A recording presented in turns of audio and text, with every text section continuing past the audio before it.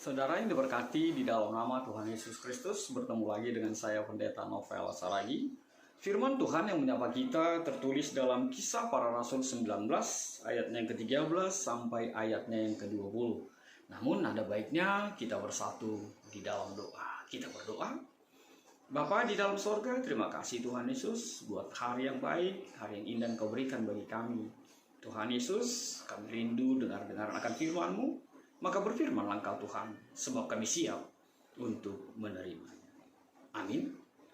Saudara yang diberkati di dalam nama Tuhan Yesus Kristus, seperti yang saya ungkapkan tadi, bahwa firman Tuhan yang mendapat kita, Kisah Para Rasul 19, ayatnya yang ke-13 sampai ayatnya yang ke-20. Begini firman Tuhan. Anak-anak Skewa, juga beberapa tukang jampi Yahudi yang berjalan keliling di negeri itu mencoba menyebut nama Tuhan Yesus atas mereka yang kerasukan roh jahat. Dengan berseru katanya, "Aku menyumpahi kamu demi nama Yesus yang diberitakan oleh Paulus." Mereka yang melakukan hal itu ialah 7 orang anak dari seorang imam kepala Yahudi yang bernama Skewa. Tetapi roh jahat itu menjawab, "Yesus aku kenal, dan Paulus aku ketahui. Tetapi kamu, siapakah kamu?" Dan orang yang dirasuk roh jahat itu menerpa mereka dan menggagahi mereka semua dan mengalahkannya. Sehingga mereka lari dari rumah orang itu dengan telanjang dan luka-luka. Hal itu diketahui oleh seluruh penduduk Efesus, baik orang Yahudi maupun orang Yunani. Maka ketakutanlah mereka semua dan makin masyhurlah nama Tuhan Yesus. Banyak di antara mereka yang telah menjadi percaya datang dan mengaku di muka umum bahwa mereka pernah turut melakukan perbuatan-perbuatan seperti itu. Banyak juga di antara mereka yang pernah melakukan sihir, mengumpulkan kitab-kitabnya lalu membakarnya di depan mata semua orang. Nilai kitab-kitab itu ditaksir 50.000 uang perak. Dengan jalan ini makin tersiarlah firman Tuhan dan makin berkuasa. Demikian firman Tuhan. Saudara-saudara yang diberkati di dalam nama Tuhan Yesus Kristus, ada sesuatu yang agak aneh, agak lain? Ya, suasana agak gelap. Kenapa agak gelap? Ya, memang lampu sedang putus satu. Tapi yang kedua, karena topik kita adalah menang melawan kuasa kegelapan. Gitu ya.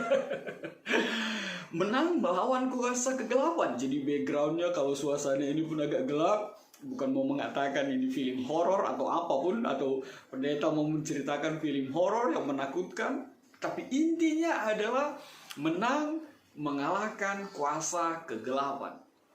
Hal ini sangat-sangat menarik ketika di tahun 2020 ini topik ini masih juga diangkat, masih juga menjadi bagian yang mau dikritisi dari kehidupan orang percaya. Sebab banyak juga orang mengatakan, nggak ada lagi orang sekarang merdatu-datu, nggak ada lagi orang sekarang merbule-bule, nggak ada lagi orang sekarang menggunakan pemanis, pelaris atau apapun itu agar mendatangkan keuntungan baginya. Benarkah? Tunggu dulu. Hal itu masih saja menggerogoti bahkan orang-orang yang mengatakan dia adalah pengikut Kristus. Masih terjadi di tengah-tengah kehidupan kita. Orang mencari jabatan, orang mencari kenaikan kedudukan, pangkat, masih juga mempergunakan kuasa-kuasa kegelapan di tengah-tengah kehidupan kita. Tapi apa yang terjadi di dalam perikop kita ini? Orang Kristen, orang percaya haruslah hidup di dalam Tuhan yang satu, kekuatan yang satu, iman yang satu, yang hanya kepada Yesus Kristus. Itu yang pertama sekali. Firman Tuhan mau menyapamu, mau menyapa kita bahwa hiduplah di dalam iman yang hanya kepada Yesus Kristus.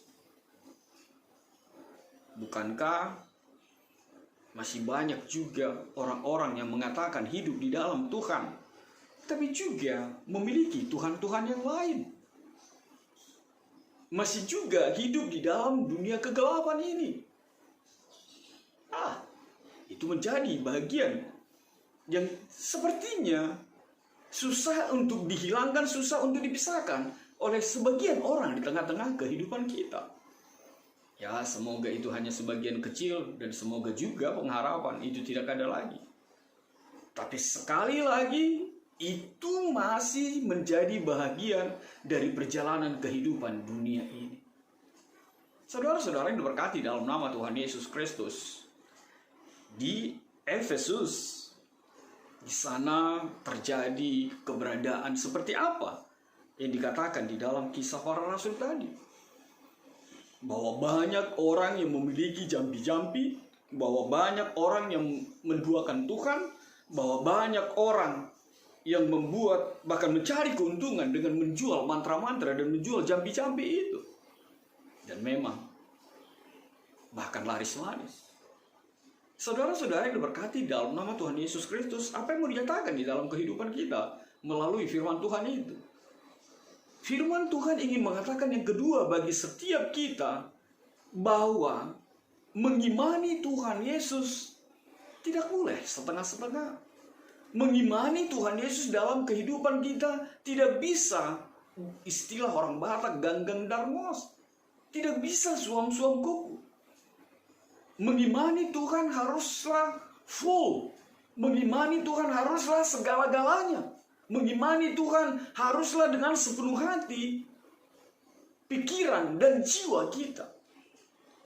Sehingga itu membuat kita tidak terombang-ambing kepada godaan yang ada di tengah-tengah kehidupan kita.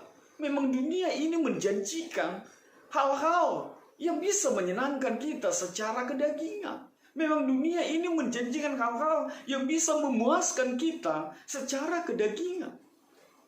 Tapi pribadi yang memegang imannya yang hanya kepada Tuhan Yesus full, dia pasti tidak akan tergoyahkan.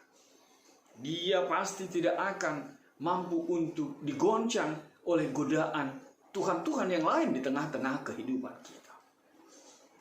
Lalu apa yang ketiga? Bapa di dalam sorga tidak mau anak-anaknya menduakannya. Dan firman Tuhan mengatakan kepada kita, tidak dimungkinkan kita memiliki dua Tuhan. Setia kepada Tuhan yang satu, lalu setia kepada Tuhan yang lain. Gak bisa. Dulu pernah aku bilang sama pemuda, ketika pemuda pernah bilang, memang lebih baik kita pegang Tuhan lalu kita pegang iblis, atau kita pegang datu, atau kita pegang orang pintar, tanda petik katanya. Kenapa? Ya kalau datang pengen berkat, ya minta dari Tuhan. Kalau ada orang melawan kita, menyerang kita dengan kuasa kegelapan, ya mainkan lagi ada tuannya, katanya seperti itu. Lalu saya bilang, gak boleh seperti begitu bang. Kalau ditanya mau pilih pacar atau mau pilih pasangan, laki-laki tulen, perempuan tulen, atau gabungan laki-laki dan perempuan, saya bilang. Lalu dia bilang, Pak Pendeta ini masa bikin contohnya seperti itu? Ya begitu, tidak boleh kita menduakan Tuhan. Akulah Tuhan Allahmu, seru Tuhan kita. Jangan pernah ada Allah lain.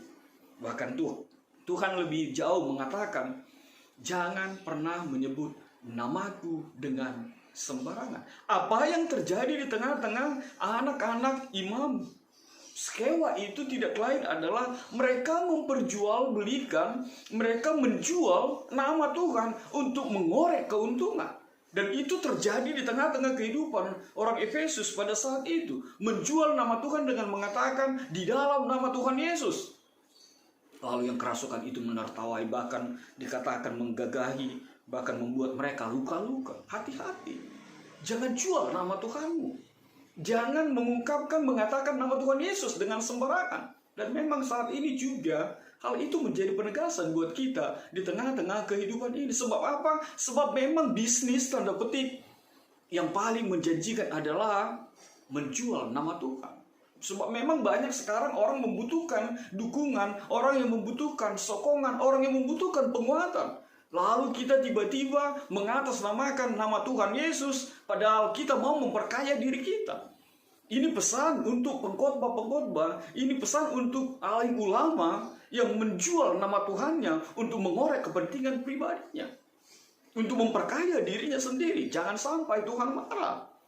Hati-hati, jangan mempergunakan nama Tuhan dengan sembarangan. Engkau akan ditelanjangi. Kita akan dipermalukan ketika kita menjual nama Tuhan Yesus dengan sembarangan, ketika kita menyebut nama Tuhan dengan sembarangan. Lihat perikop kita mengatakannya. Iblis pun mengenal siapa Tuhan. Iblis pun tahu siapa kita. Iblis pun tahu apa kepentingan kita. Dan itu yang keempat.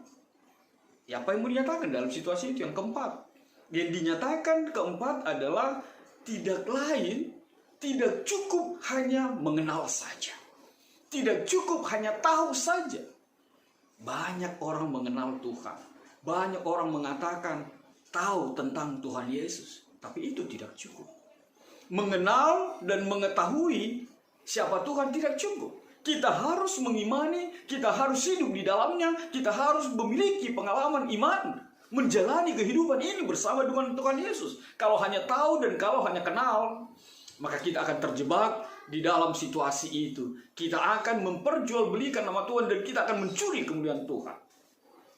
Lalu apa yang terakhir, yang kelima yang dinyatakan dalam situasi ini, ketika mendengar hal itu, ketika melihat hal itu, banyaklah orang bertobat, banyaklah orang membakar jambi-jambinya, membuang kuasa-kuasa kegelapan itu. Bapak, Ibu, dan saudara-saudara sekalian, siapapun di antara kita, siapapun di antaramu yang pada saat ini memiliki dan menyimpan kuasa-kuasa kegelapan itu di luar Tuhan Yesus itu, ayo bertobatlah, buanglah, campakkanlah, bakarlah, selesaikanlah.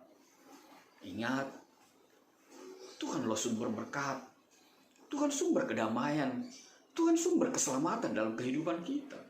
Di hadapan Tuhan bukan hanya persoalan kesuksesan. Kita bukan penganut teologi yang sukses. Di hadapan Tuhan bukan hanya persoalan sembuh, tapi bagaimana engkau menjadi sembuh. Tuhan hanya mau kita memiliki keselamatan yang bersumber dari Dia.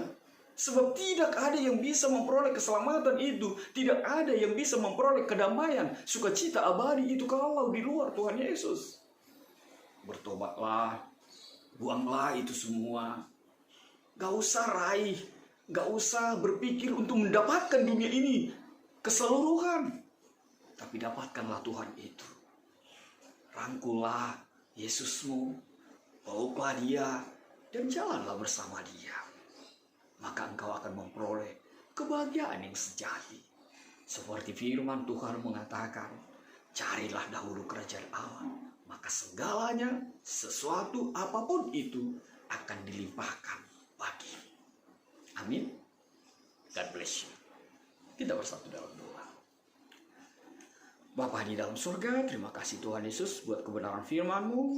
Biarlah firman-Mu Tuhan menjadi kekuatan bagi setiap kami. Kami mengalahkan kuasa-kuasa kegelapan dan kami hidup dengan Tuhan yang satu, Yesus Kristus, yang kami puji, kami sembah dalam kehidupan kami. Terima kasih Tuhan. Ini kami, lindungi kami Tuhan. Berikan kekuatan itu agar kami dimampukan mengatasnamakan Tuhan, membuang dan mengusir kuasa-kuasa kegelapan di tengah-tengah kehidupan kami. Dalam kasih-Mu Tuhan Yesus, enyahkan Tuhan virus corona ini. Amin.